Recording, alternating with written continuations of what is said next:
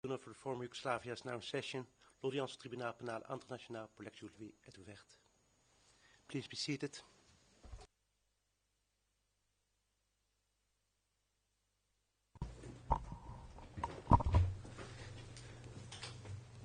Good morning, Le juge Cohen, bonjour à toutes et à tous. Oui, Madame Pack. Madame Pack. Madame, Messieurs les juges, j'aimerais apporter des modifications au compte-rendu du 30 septembre à la page 47 797 jusqu'à la page 98. En réponse à votre question sur le mémoire de la défense au paragraphe 2549, j'ai dit que seules des personnes ou seule la personne portant le numéro C sur la liste de Karadzic avait été incluse dans le rapport de Dusan Janč pour les fosses de Srebrenica. Mais en fait, la personne référencée sous la lettre C est également dans cette liste. Et je vous renvoie là la pièce P 4771, page 119. Ligne 132 et à la page 279, ligne 20. Et aussi à la déposition de M. Jans, page du compte-rendu T 26949 à 51 et 26 965 et à la pièce P4771, page 6. Même chose pour la personne C. Le témoin KDZ45 avait entendu dire, mais n'a pas vu, que la personne D avait été tuée dans les bois.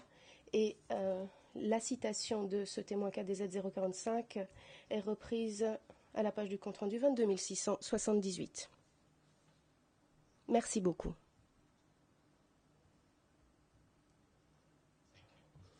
Le juge Cohen, merci Madame Pack.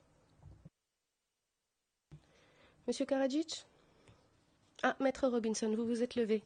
Maître Robinson, oui, Monsieur le Président. C'est moi qui vais prendre la parole au début de ce volet d'audience. Tout d'abord, j'aimerais répondre aux questions de la Chambre, des juges de la Chambre qui nous ont été communiquées par votre juriste vendredi dernier. La plupart des questions étaient adressées à l'accusation et je vais me concentrer sur les questions qui nous étaient posées. Mais si les juges de la Chambre souhaitent entendre notre point de vue sur les questions posées à l'accusation, n'hésitez pas à le faire savoir au docteur Karadzic et je serai heureux de répondre à ces questions. Alors je pense que le docteur Karadzic a déjà répondu à la question numéro 2 hier, au moins 2 fois, sur les autorités serbes de Bosnie et le contrôle des paramilitaires. S'agissant de la question 7, les victimes de Brčko. Vous avez posé la question à l'accusation, mais vous nous avez demandé mardi si nous avions quelque chose à dire à la réponse de l'accusation. Et en fait, oui. Je vais donner lecture de votre question. Pour Brčko, vous vouliez savoir si les juges de la Chambre avaient reçu des certificats de décès. Il s'agit des pièces P4411 et 4412 qui ont été versées directement au dossier. Et l'accusation, dans ses arguments, a lié cela aux événements B5.1. Mais il semble qu'il n'y ait pas d'autres éléments de preuve liant ces personnes à ces meurtres. Et vous avez demandé si l'accusation avait des arguments à ce sujet. M. Tiger avait concédé qu'il n'y avait pas d'éléments de preuve étayant que la première victime avait été tuée au camp de Luka, tel que reproché à l'acte d'accusation dans l'annexe B5.1, mais voici ce qu'il a dit sur la deuxième victime. Il a déclaré que la victime faisait partie des victimes qui avaient été enterrées dans une fosse commune à Brčko, reprise dans le rapport d'Avlija du 22 octobre, pièce 1607. Et il a déclaré que Richnich avait déposé lors de son témoignage que les victimes dans ce rapport étaient des civils non serbes qui avaient été tués à Brčko, notamment au camp de Luka. Et dans des endroits similaires, il a cité la pièce P3023, paragraphe 220 à 23. Mais regardons ces pièces. La pièce P1607, le rapport d'Avlias, nous dit que ces personnes sont mortes au combat à Brčko. La pièce P3023 est la déclaration conjointe de l'accusation pour le témoin Richnich. Au paragraphe 221, il a déclaré, je cite, « Il s'agit là de personnes qui ont été tuées par Jelesic et ce genre de personnes et d'autres personnes sont mortes au combat, en fait. » Fin de citation. Et puis au paragraphe 223, on lui a demandé, est-il exact qu'ils ont été tués et exécutés à Brčko et aux alentours, notamment dans des endroits tels que le camp de Luka, qu'ils ont été placés dans des postes de police et dans d'autres sites connus pour les tueries. La réponse a été oui. À présent, votre question portait sur l'annexe B5.1 et portait sur les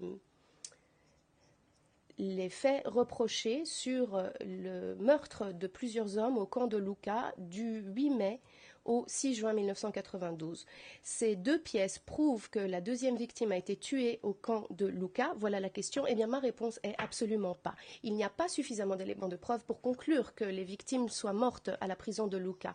Et il s'agit là du seul événement référencé pour Brčko. S'agissant de la question numéro 9, où vous nous avez demandé, et je résume les choses, si nos décisions sur les chefs 9 et 10 avaient pour objectif de s'appliquer aux assassinats allégués à Sarajevo, repris aux chefs 5 et 6, et la réponse est oui. Enfin, question 14, vous nous avez posé une question sur l'impact des violations quant à la communication de l'accusation sur des décisions qui pouvaient avoir une incidence sur le docteur Karadzic s'il était condamné. Comme vous le savez, à 73 occasions jusqu'à présent, en l'espèce, vous avez conclu que l'accusation avait violé ses obligations de communication. À certaines occasions, vous avez concédé que le procès pouvait être reporté de quelques mois pour donner du temps à la défense de se préparer sur la base des communications tardives. Et vous nous avez demandé si ces retards dans le procès du docteur Karadzic devaient résulter dans une réduction de sa peine ou que l'on réduirait le temps déjà passé en prison si c'était le cas. Alors, nous estimons qu'il n'y a pas de corrélation entre les deux. La chambre d'appel et la chambre de première instance, lorsqu'elles se sont prononcées sur une peine, lorsqu'elles ont réduit la peine pour retard non justifié, la partie défenderesse a eu une réduction de peine. C'est le cas de l'affaire Bara-Yaguiza, par exemple, où l'affaire le procureur contre Nahima au TPIR. Dans l'affaire Kayeli au TPIR également, l'accusé a été entendu après son arrestation au Bénin. Alors dans ces deux affaires, des réductions de peine significatives ont été octroyées car il y a eu violation des droits de l'accusé. Alors nous voyons ici que la chambre de première instance doit pouvoir donner une voie de recours pour les violations des obligations de communication de l'accusation, non seulement au crédit du docteur Karadzic, mais aussi pour envoyer un message clair en cas de violation à l'avenir du bureau du procureur. J'aimerais à présent vous parler du génocide. Alors, je vous soumets humblement que le docteur Karadzic n'est pas coupable des crimes reprochés pour génocide aux chefs 1 et 2 de l'acte d'accusation. Regardons la définition du terme génocide, et je me réfère là à l'article 4 du statut du TPIY. On y dit « Tout acte commis dans l'intention de détruire en tout ou en partie un groupe national, ethnique, racial ou religieux. » Fin de citation. Alors, la partie pertinente en l'espèce, c'est les membres du groupe. Provoquer ou...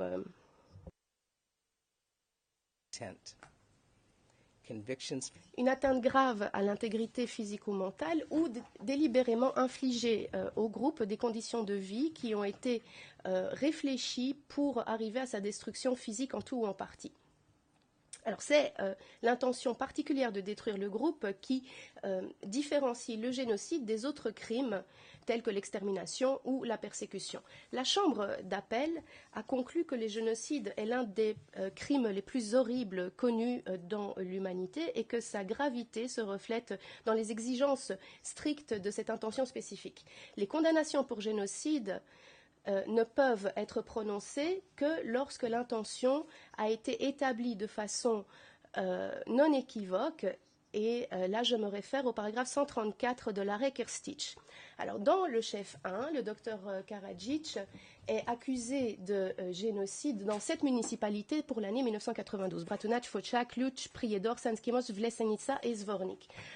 Après la présentation de tous les éléments de preuve de l'accusation, cette chambre de première instance a conclu qu'il n'y avait pas d'éléments de preuve pour lequel un juge du fait raisonnable pouvait conclure que les actes de meurtre, d'atteinte grave à l'intégrité mentale ou physique et les conditions de vie infligées sur les musulmans de Bosnie et ou les Croates de Bosnie dans les municipalités ont été commis dans l'intention de détruire comme requis dans la définition de génocide. Alors nous avançons que rien ne s'est passé qui pourrait mener la Chambre de première instance à conclure qu'elle devait changer son avis sur les éléments de preuve apportés par l'accusation. Une chose qui s'est passée, en fait, et j'attire votre attention là-dessus, c'est que la Chambre d'appel a reçu ou a annulé sa décision de la Chambre de première instance lorsque les éléments de preuve sont pris à leur appréciation maximale. Le juge Cohn, Maître Robinson, n'oubliez pas qu'il y a une interprétation. Je vous demande de ralentir. Maître Robinson, oui, le juge Cohn, veuillez continuer. Maître Robinson, la Chambre d'appel a mis l'accent sur le fait qu'un jugement ou qu'un acquittement à la fin de la présentation des moyens à charge pouvait être prononcé uniquement lorsqu'il n'y avait pas d'éléments de preuve capables d'étayer une condamnation. Il s'agit là des conclusions, des éléments de preuve présentés devant une chambre de première instance pris à leur plus haute valeur. Et la question de savoir si les éléments de preuve répondraient aux normes au-delà de tout doute raisonnable reste encore ouverte. Et nous avançons que l'accusation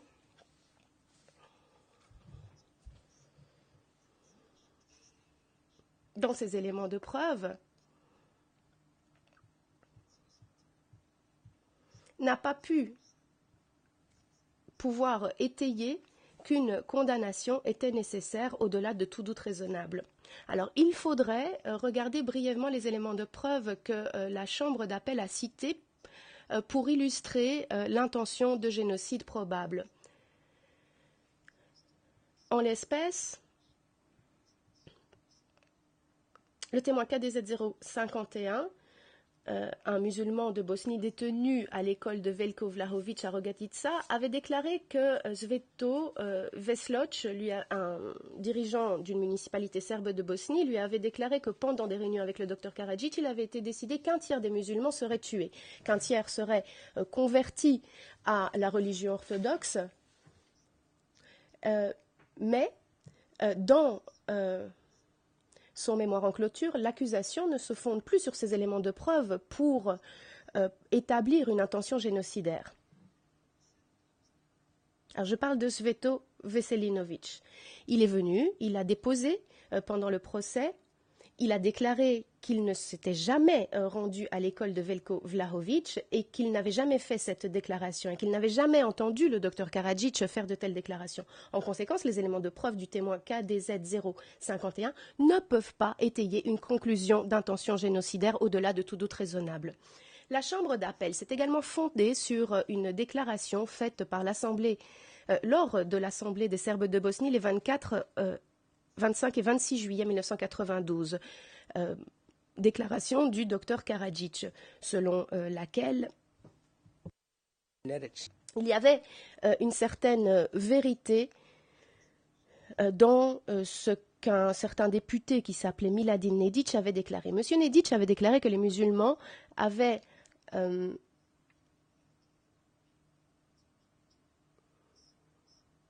était un peuple dont nous devions nous débarrasser, pour reprendre ces termes. Alors, une des conclusions raisonnables de ces éléments de preuve serait de dire que le docteur Karadzic avait trouvé que cette idée était justifiée, que les gouvernements européens étaient en train d'essayer de manipuler les Serbes. Alors, c'est vraiment l'essence des remarques de Nedić, mais en fait, M. Nedić est venu et a déposé pendant la présentation des moyens à décharge, et il a déclaré à ce moment-là qu'il n'avait jamais défendu un génocide contre les musulmans. Alors, si lui n'avait pas compris ses propres propos de cette façon-là, comment le docteur Karadzic aurait-il pu les interpréter de cette façon-là?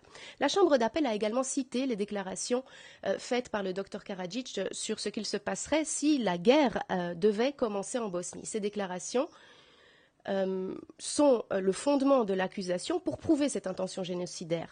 Elles incluent des conversations interceptées du mois de septembre et du mois d'octobre 1991 avec Momčilo Krajišnik, Gojko Dogo, si l'interprète a bien compris, et une personne inconnue de Krajina, où le docteur Karadzic aurait déclaré que lorsque la guerre allait commencer en Bosnie, les musulmans disparaîtraient. Le docteur Karadzic a fait une déclaration similaire à l'Assemblée de Bosnie le 15 octobre 1991, où il a déclaré que les musulmans étaient en train d'ouvrir la voie vers l'enfer, et que les musulmans, le peuple musulman, ne pourrait pas se défendre si la guerre éclatait. Alors nous avançons que il serait plus raisonnable de penser que, du contexte de ces déclarations, que le docteur Karadzic était en train d'essayer de convaincre les musulmans de ne pas commencer une guerre et d'arriver à une solution pacifique.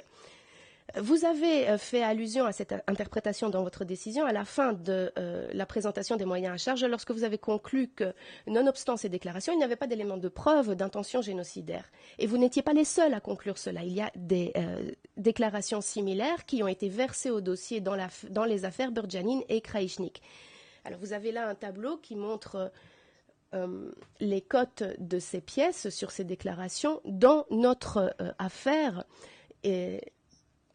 dans l'affaire Krajišnik et dans l'affaire Berdjanin. Et les chambres de première instance dans ces affaires-là ont conclu à l'unanimité que ces déclarations n'indiquaient pas une intention génocidaire. Même éléments de preuve pour la CIJ dans l'affaire Bosnie contre la Serbie. Le tribunal, là, a également conclu qu'un modèle de comportement de la part des dirigeants de Republika Srpska avait été constaté dans une intention génocidaire. On pouvait en conclure cela. L'interprète se reprend. Et l'intention génocidaire n'a pas pu être conclue de cela. Comme vous le savez, à ce stade de la procédure, l'accusation a la charge de la preuve en ce qui concerne une intention de détruire les musulmans de Bosnie ou les Croates de Bosnie. Et la Chambre de première instance, nous le concédons, n'est pas liée de s'en tenir aux décisions de ces autres affaires, mais si les mêmes éléments de preuve sont utilisés ou sont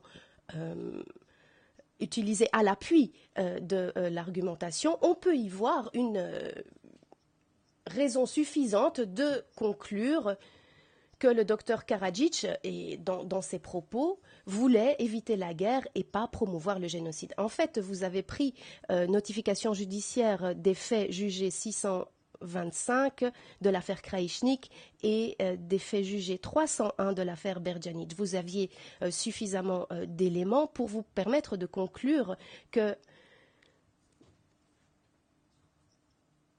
les conclusions de ces chambres devaient être les mêmes que celles en l'espèce. Alors je pense qu'il serait tout à fait incompréhensible si vous concluiez aujourd'hui que pour le docteur Karadzic et les dirigeants serbes de Bosnie, l'intention génocidaire devait être prouvée. Alors par ces motifs, je vous soumets respectueusement, Madame, Messieurs les juges, que le docteur Karadzic n'est pas coupable de génocide, comme repris au chef 1 de l'acte d'accusation. Alors vous pouvez trouver une analyse beaucoup plus détaillée des éléments de preuve municipalité par municipalité, témoin par témoin, dans le mémoire en réponse que nous avons déposé devant la Chambre d'appel le 5 novembre 2012. Alors, Ce dépôt de documents reconnaît également que les crimes tels que l'assassinat et des atteintes graves ont été commis pendant les événements de l'année 1992 dans des municipalités de Bosnie. Alors, j'aimerais terminer en concluant mes arguments en vous disant la chose suivante. La Chambre de première instance, tout comme pour les conclusions des chambres de première instance dans les affaires Stakic, Burdjanin et Krajičnik, et la CIJ, doit, à nos yeux, conclure que le génocide n'a pas été commis dans les municipalités de Bosnie en 1992 et que cela ne réduit pas les souffrances des victimes ni de leurs familles pendant ces moments terribles. Mais cela reflèterait simplement que les exigences juridiques pour ce crime bien particulier, qui exige une intention spécifique de détruire un groupe, n'ont pas été remplies. Même après ce qu'il s'est passé avec les Juifs pendant l'Holocauste, la Cour suprême d'Israël a conclu qu'Adolf Eichmann n'était pas coupable de génocide pour les crimes couvrant la période de 2 ans pendant laquelle les Juifs ont été déportés. Alors, ce qui s'est passé en Bosnie en 1992, même si cela a été horrible, n'était pas un génocide et le docteur Karadzic devrait également être reconnu non coupable du chef 1. Alors j'aimerais à présent passer au chef 2 et à la responsabilité individuelle du docteur Karadzic pour génocide par rapport aux événements du mois de juillet 1995 à Srebrenica. Il s'agit là d'une question de vie ou de mort. Si vous êtes convaincu que le docteur Karadzic avait planifié ou ordonné l'exécution de milliers de prisonniers de Srebrenica dans le cadre d'une entreprise criminelle commune avec le général Mladic, comme l'accusation le prétend, alors vous devriez, dans votre condamnation, s'assurer qu'il meure également comme prisonnier, comme ceux qui sont morts dans les camps de Braniewo, de Petkovići ou à l'école de Oraovac.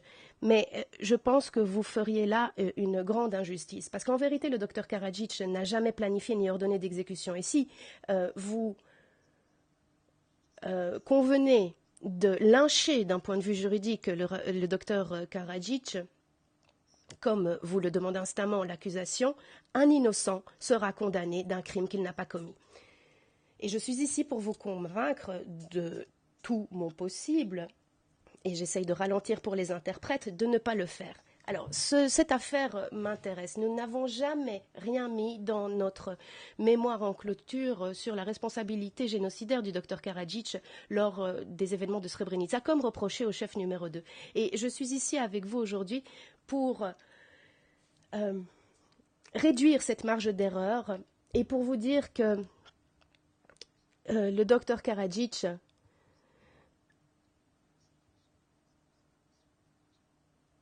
n'est pas coupable et que vous devez diffuser ce nuage de fumée que l'accusation vous a jeté aux yeux pour masquer le fait que sa thèse ne tient pas la route.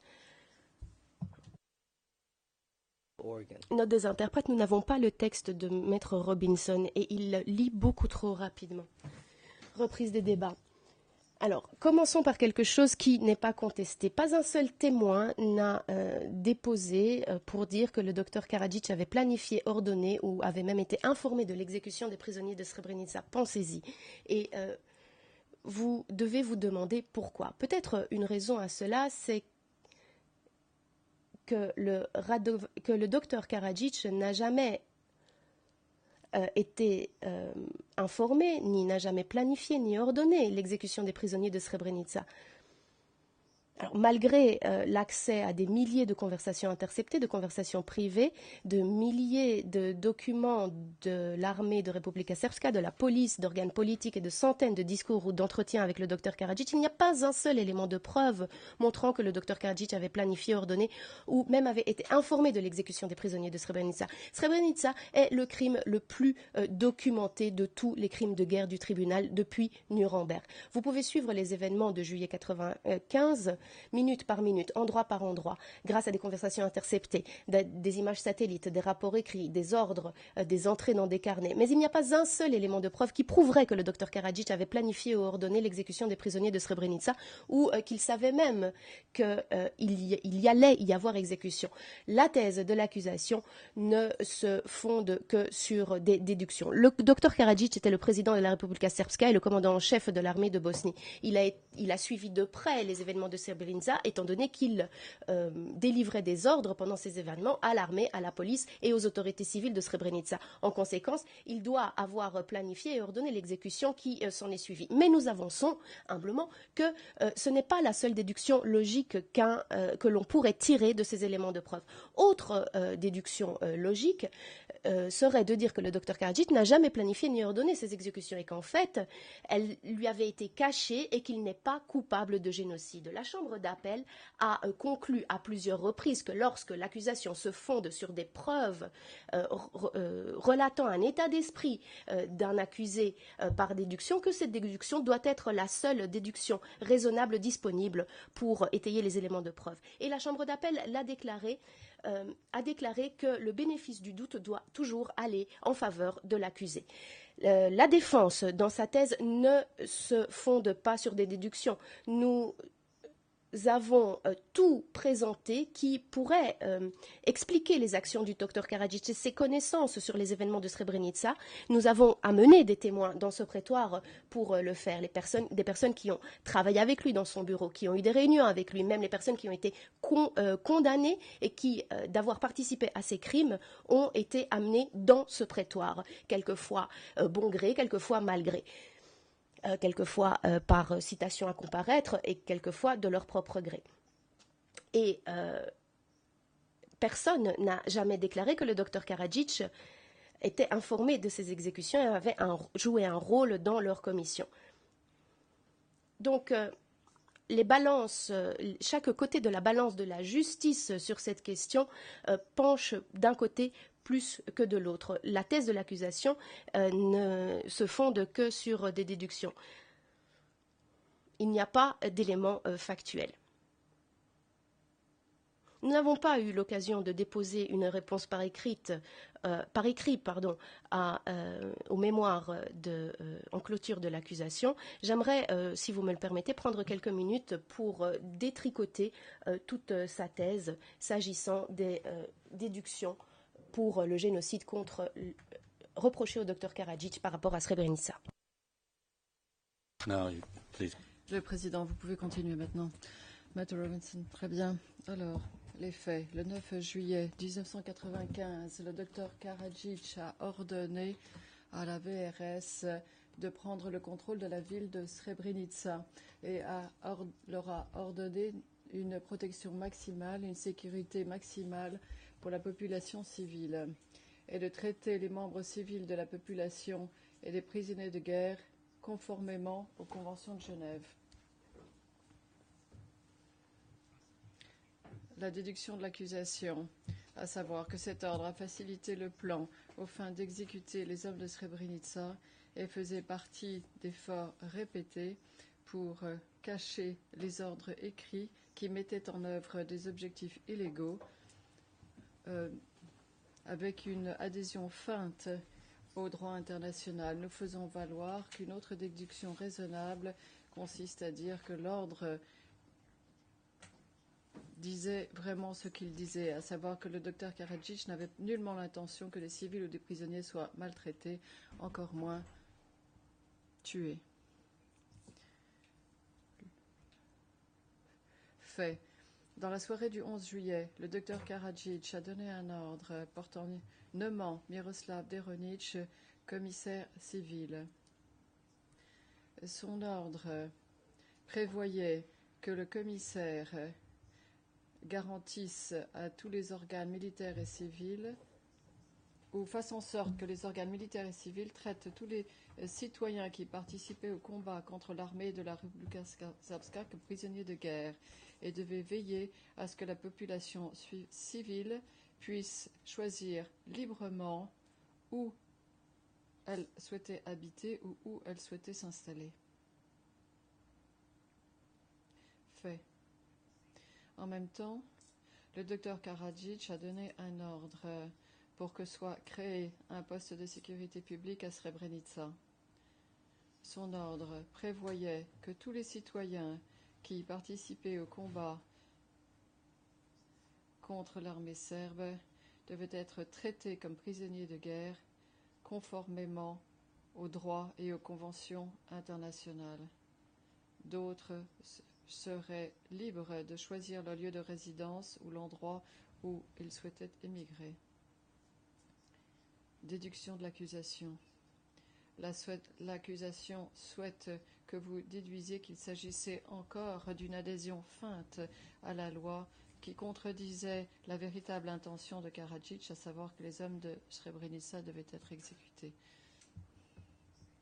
Nous faisons valoir qu'il y a une autre déduction raisonnable, à savoir que l'ordre disait bien ce qu'il disait, que le docteur Karadzic n'avait nullement l'intention que des civils ou prisonniers soient maltraités et encore moins tués. Fait. Dans la soirée du 11 juillet 1995, le docteur Karadzic a donné un ordre sur le passage des convois d'aide humanitaire à travers le territoire de la Republika Srpska. Pièce P 5183.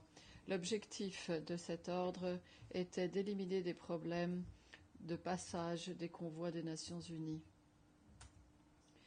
L'accusation souhaite que vous déduisiez que cet ordre était devenu le moyen par lequel Karadzic contrôlait l'accès à l'enclave des organisations internationales, notamment le CICR et le Haut Commissariat aux réfugiés, permettant à cette opération meurtrière de se poursuivre sans qu'il y ait un quelconque contrôle. Nous disons qu'une autre déduction raisonnable consiste à dire qu'il est clair que le but de l'ordre était d'améliorer le passage des convois, de le faciliter et non pas de l'entraver, comme cela a été dit lors de la présentation d'éléments de preuve.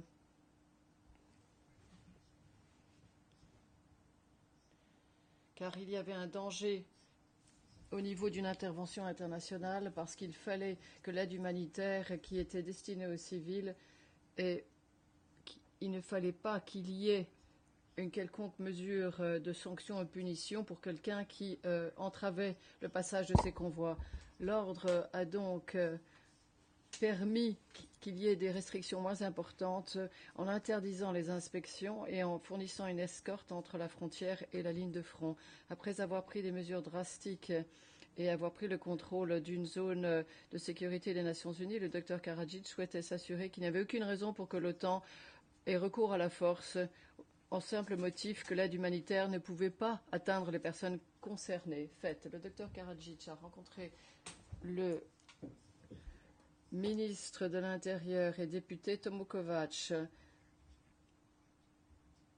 1550 à 1610, le 13 juillet. Encore une fois, le 14 juillet, 2245 à 2310. L'accusation déduit que c'est Karadzic qui a rencontré Kovač le 13 juillet, qui l'a envoyé pour aller s'occuper des questions logistiques de l'opération meurtrière avec Mladic. Et ensuite, Kovač lui a rendu compte de la situation le 14 juillet. Nous disons qu'il n'y avait pas d'autre déduction raisonnable et que c'est Kovač qui n'a jamais reçu d'instruction de Karadzic s'agissant du meurtre des prisonniers musulmans et n'en a jamais informé le Dr Karadzic, n'a jamais informé de ces exécutions. Et nous signalons qu'il n'y a aucun ordre écrit qui existe ou aucune communication interceptée précisant que Kovač avait quoi que ce soit à voir avec ses dispositions logistiques à l'égard de l'opération meurtrière. Dans ses dépositions, Kovač, sans équivoque, a dit qu'il n'a participé nullement à cette opération meurtrière et qu'il n'en a pas parlé de ces meurtres avec le docteur Karadzic. Si Kovač était censé organiser les questions logistiques de l'opération meurtrière avec Mladic, ceci ne permet pas d'expliquer l'ordre du 14 juillet, que la police n'avait rien à voir avec les prisonniers, de disposition de la déposition de Kovač, qui n'avait rien à voir avec pas seulement que cela n'avait rien à voir avec Kovac, mais de Borovchanin et déposition de Mane Djuric. Borovchanin, paragraphe 41 de sa déclaration consolidée des 3659, Mane Djuric dans sa déposition à la page 35043, 35044 du compte-rendu d'audience. Mais ce fait encore plus marquant, qu'en est-il de cette conversation interceptée entre Berhara et Gerstic dans la matinée du 15 juillet, le P 5074, lorsque Berhara s'est plaint du fait que le MOUP ne faisait rien ou n'allait rien faire. Fait. Le docteur Karadzic a parlé avec Miroslav Dironic le 13 juillet à 20h10. Dironic l'a informé du fait qu'ils en avaient 2000 et qu'il y en aurait davantage pendant la nuit. Le docteur Karadzic a dit: toutes les marchandises doivent être placées dans l'entrepôt avant midi demain, non pas dans les entrepôts là, mais ailleurs. Dironic a dit qu'il avait compris. Déduction de l'accusation, ou déduction que l'accusation souhaite que vous tiriez. Car dans sa conversation téléphonique, Karadzic a dit à Dironic que les prisonniers devaient être placés ailleurs. Et il voulait parler de Zvornik. Le docteur Karadzic faisait référence à Batkovic, qui était l'endroit en général où étaient détenus les prisonniers. Comment Dironic pouvait-il raisonnablement comprendre que d'après cette conversation, les prisonniers devaient être envoyés à Zvornik? Il est plus raisonnable de déduire que le docteur Karadzic faisait référence ici à un endroit particulier. En réalité, s'il faisait référence à un endroit particulier, il s'agissait de Batkovic, auquel le CICR avait accès régulièrement. Milko Todorovic a dit dans sa déposition qu'ils avaient reçu des instructions à un moment donné pour préparer la prison de Batkovic, pour que les prisonniers de Srebrenica puissent y être accueillis. Confère D 4124, page 12934. 38-39. L'emploi de code sur des lignes sécurisées s'agissant de prisonniers n'était pas quelque chose d'étrange. C'était simplement pour savoir que l'ennemi ne devait pas savoir où étaient détenus les prisonniers dans le cas où il y aurait une quelconque opération visant à les libérer. Fait. Le 14 juillet, le docteur Karadzic a rendu une décision portant sur la préclamation d'un état de guerre dans la municipalité de Srebrenica-Eskelani. La décision précise que le but d'une telle proclamation de guerre était pour permettre l'engagement des ressources et du matériel des Nations Unies pour pouvoir défendre la République et pour pouvoir vaincre l'ennemi. Cela prévoyait en outre que les forces armées et les organes du gouvernement devaient respecter les dispositions du droit international et des conventions internationales régissant la conduite d'un État en état de guerre. L'accusation souhaite que vous déduisiez que le docteur Karadzic a rendu cette décision pour que Dironic ait des pouvoirs extraordinaires et pour faciliter l'emploi du personnel et du matériel civil pour les opérations de meurtre et d'ensevelissement.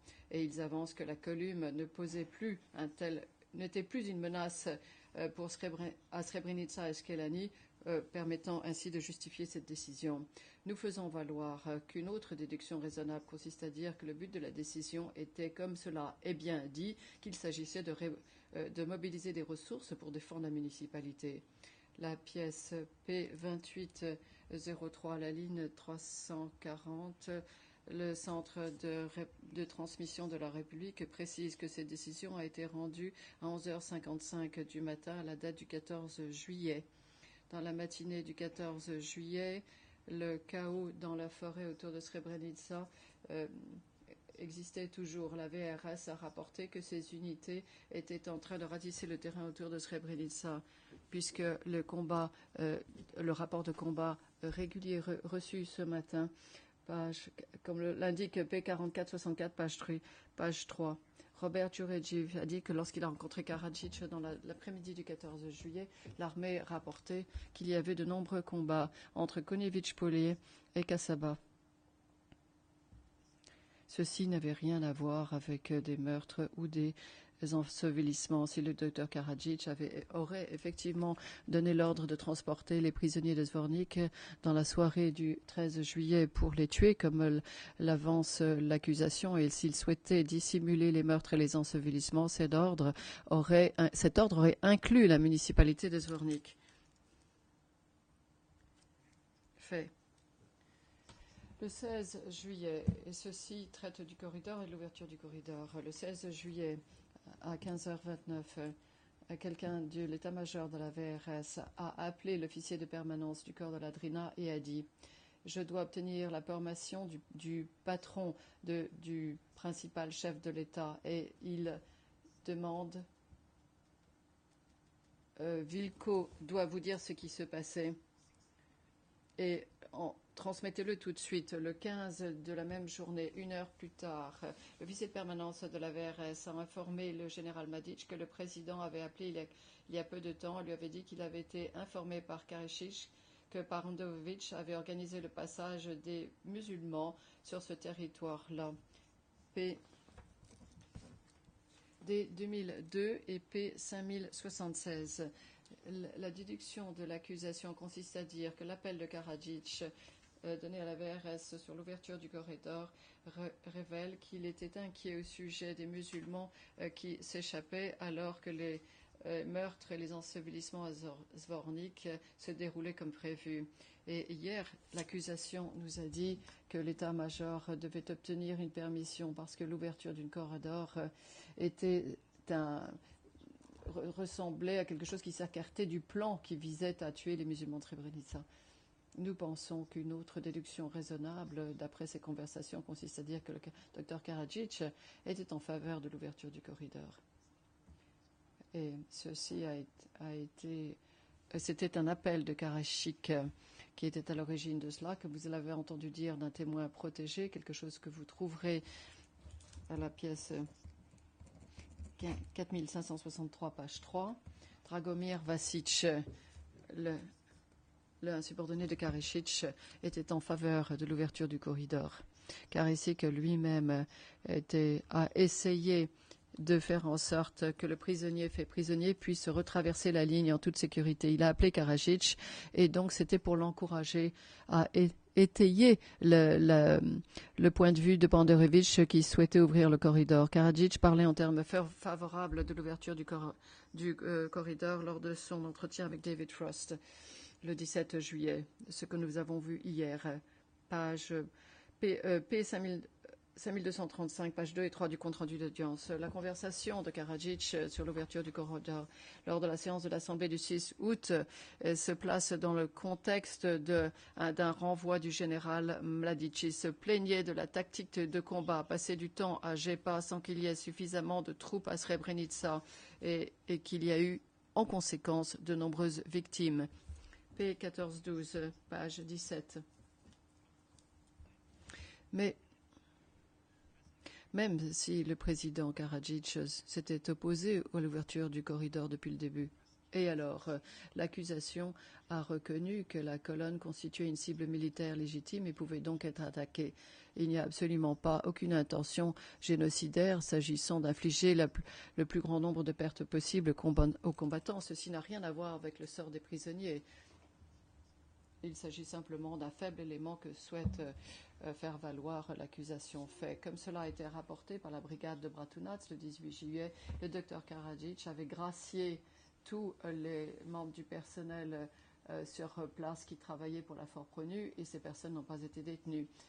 L'accusation en déduit que sans l'amnistie du docteur Karadzic, le personnel local des Nations Unies aurait été tué et le contrôle de Karadzic sur l'opération meurtrière était tel qu'il avait le pouvoir de vie et de mort sur les hommes musulmans et qu'il pouvait détruire les musulmans de Bosnie en tant que tels. Nous pensons qu'une autre déduction raisonnable est que le docteur Karadzic n'était en faveur d'aucun meurtre et qu'il n'avait nullement l'intention de détruire le groupe bosno-musulman. Aux yeux de l'accusation, aucun bon geste ne peut rester impuni. Alors, fait. Le CICR a eu accès au pan de Batkovici le 26 juillet et dans le secteur de Srebrenica et Bratunac le 27 juillet. Et cela se trouve à la pièce P 2284, paragraphe 409, le rapport des Nations Unies sur Srebrenica. L'accusation souhaite que vous déduisiez que le Karadzic a soit ignoré, soit rejeté les demandes émanant des organisations internationales et des Nations Unies pour accéder à Srebrenica et Bratunac, à ces secteurs-là. Une autre déduction raisonnable est que la première lettre de Mazievski demandant à avoir cet accès a été envoyée au Dr Karadzic le 25 juillet, la pièce P 6396. Et ils ont eu accès le lendemain. Fait. Le 2 août, Beara et Stevo de l'état-major ont abordé la question de transférer les musulmans détenus en Serbie en Republika Srpska. Stevo a dit que le CICR les avait enregistrés. Beara a dit que nous n'avions aucun plan pour les tuer. Nous souhaitions simplement les tuer. Vous pensez que cela ne serait pas bon si Karadzic ou quelqu'un d'autre? P 4972, page 4. L'accusation déduit que Karadzic était en faveur des efforts visant à renvoyer ou transférer les musulmans de Bosnie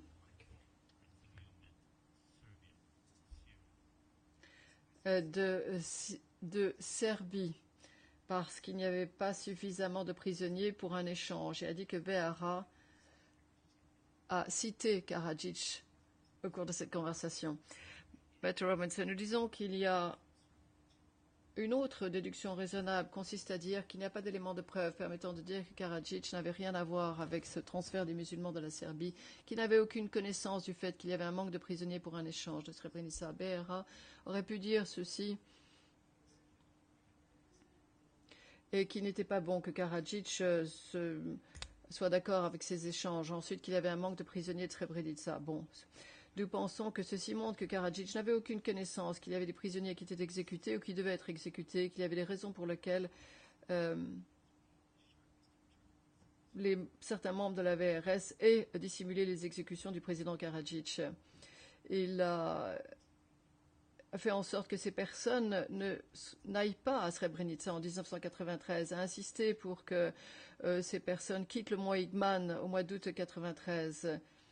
Et comme vous l'avez entendu, d'après ses conversations téléphoniques à cette époque, il a retenu ces personnes. Il ne souhaitait pas que ces personnes prennent Goražde en avril 1994. Il avait délivré des douzaines d'ordres insistant que ces ordres étaient conformes au droit international. Il savait qu'il n'approuverait jamais l'exécution des prisonniers et qu'il considérait une telle chose comme une trahison contre la Republika Srpska, ce qui est effectivement le cas. Fait.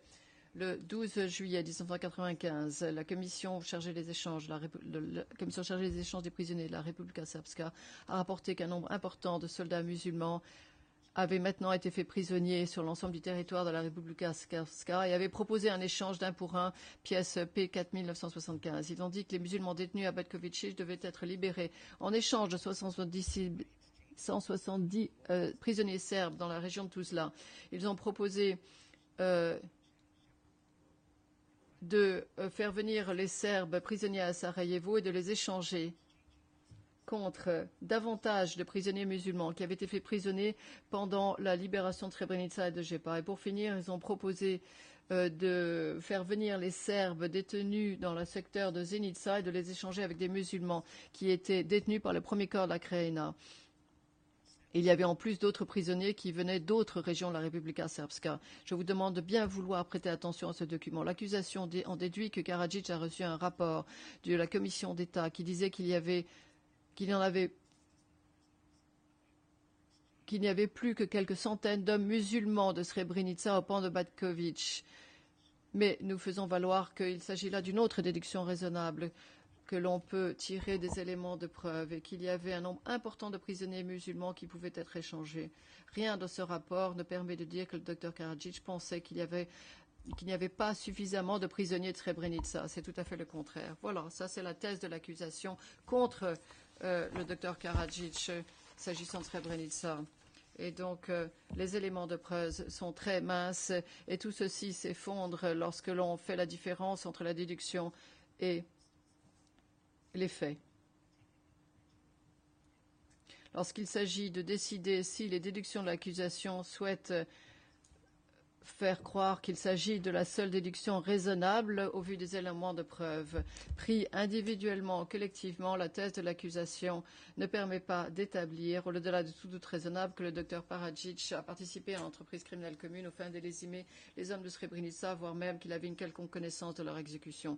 Contrairement à la thèse de la défense. Vous savez combien il était difficile de prouver par la négative. Ces 28 témoins qui ont témoigné pour le docteur Karadzic n'étaient pas informés des exécutions de Srebrenica. Ces témoins qui sont venus étaient des officiels de haut rang de l'armée, de la police, des services de renseignement, des membres de l'Assemblée. Il y avait un officier canadien qui était un officier chargé du renseignement KW 554. Si vous regardez les rapports de renseignement et que vous regardez le rôle qu'a joué le docteur Karadzic dans ces exécutions, il a été constaté qu'il n'a joué aucun rôle. Comme vous le savez, d'après les éléments plaidés devant cette chambre, le docteur Karadzic, à sa propre initiative, a demandé à ce qu'un certain nombre de pays, y compris les États-Unis, la Grande-Bretagne, la France, l'Allemagne et le Canada, et que tous les éléments de preuve qu'ils avaient au sujet de sa connaissance des exécutions de Srebrenica, eh bien, il a fait cela parce qu'il connaissait la vérité. Il savait qu'il n'avait aucune connaissance de ces exécutions-là.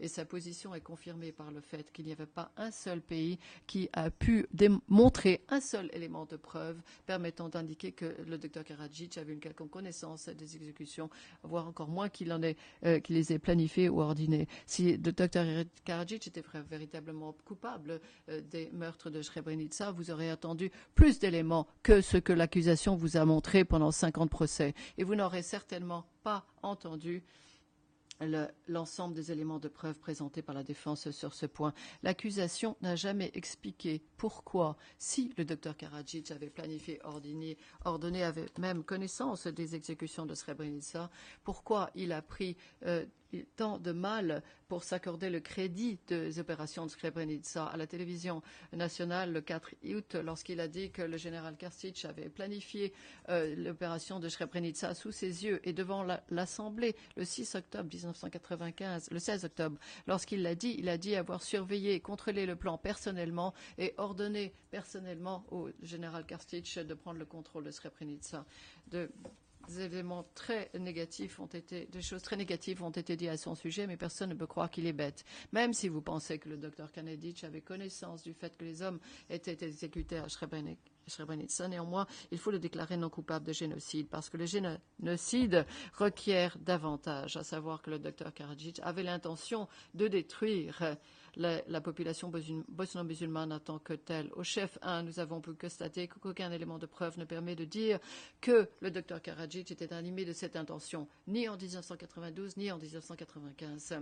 Pour ce qui est de complicité par aide et encouragement du génocide, le docteur Karadzic aurait dû être au courant de l'intention génocidaire des autres. Mais les éléments de preuve qui ont été avancés dans d'autres affaires devant ce tribunal pour étayer le génocide commis à Srebrenica, eh bien, il n'était pas au courant. Le docteur Karadzic n'est pas au courant. Dans l'affaire Krstić, la Chambre de première instance a constaté que le fait que la VRS a cherché à tuer tout homme musulman sur lequel il pouvait mettre la main, civile ou militaire, indiquait qu'il y avait une intention de commettre l'ensemble du groupe. Aucun élément de preuve me permet de déduire que le docteur Karadzic savait que la VRS avait cherché à tuer tout homme de Srebrenica. En réalité, il était informé du fait que la VRS avait ouvert un corridor pour que les hommes de Srebrenica puissent passer en territoire musulman. Et lui-même a préservé le personnel des Nations Unies qui était à Srebrenica et leur a permis de partir. La Chambre de première instance dans Krstić a fondé ses conclusions sur l'intention de détruire, sur la dissimulation des corps et d'empêcher les enterrements adéquats des dites victimes. Et ceci n'a jamais été porté à l'attention du docteur Karadzic. La Chambre d'appel a conclu que la connaissance du général Krstić au niveau du génocide ne pouvait pas être déduite de ses contacts avec le général Mladic, qui était fort important. Sa participation aux réunions à l'hôtel Fontana, sa présence à Potocari, son ordre enfin d'assurer la sécurité des routes où les hommes sont descendus des autocars, ainsi que la participation des membres du corps de la Drina aux exécutions.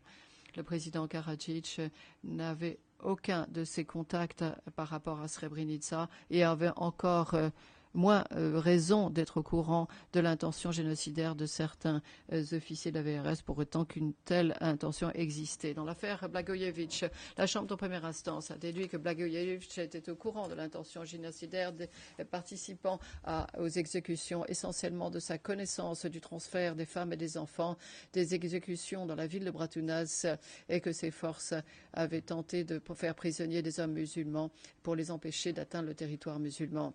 Que la Chambre d'appel a annulé cette décision en concluant que sans connaissance des meurtres en masse, Blagojevic n'avait pas la connaissance de l'intention génocidaire des auteurs. Le président Karadzic avait encore moins d'informations que le colonel Blagojevic.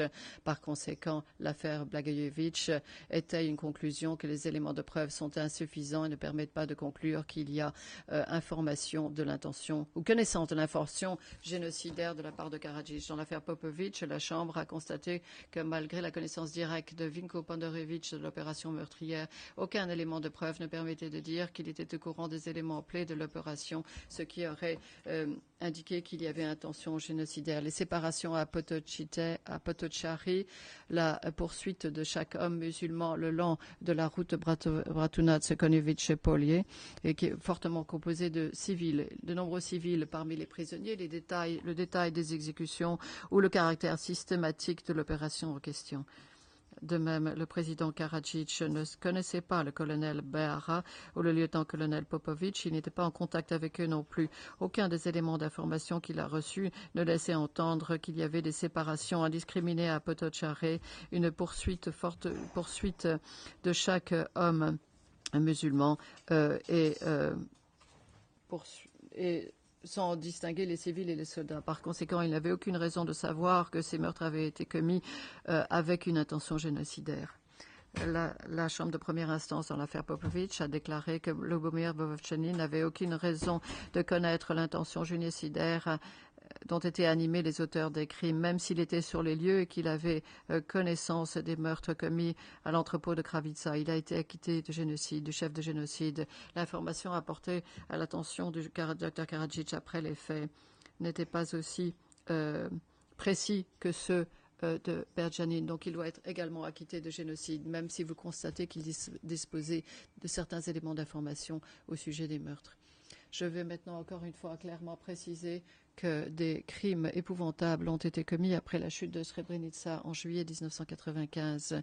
Des milliers de prisonniers bosno-musulmans ont été exécutés et les victimes de ces crimes n'ont jamais eu l'occasion d'entendre justice ou d'avoir un procès. Ils ont été exécutés sommairement par des hommes comme Franz Kos et Drazen Erdemovic, sans avocat, sans procès et sans verdict. Le docteur Karadzic a une équipe de défense, un procès qui a duré 5 ans, un verdict de 3 juges éminents, 3 juges internationaux, ce qui permet de dire que l'humanité fait preuve d'humanité. Je suis fière de faire partie de ces procès. Ce procès a déjà établi le principe, quels que soient les crimes épouvantables qui ont été commis, et la justice qui triomphe de la barbarie. Il serait fort injuste de condamner le docteur Karadzic pour des crimes qu'il n'a pas commis, et le génocide constitue un de ces crimes. Par conséquent, je vous demande de bien vouloir déclarer le docteur Karadzic non coupable au chef 2. Merci.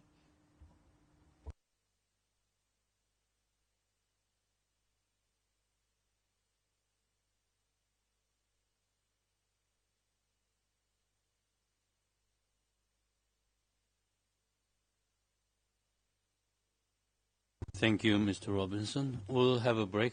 Nous allons prendre la pause pendant 1 heure, dit le président. Non, pendant 20 minutes, se corrige-t-il.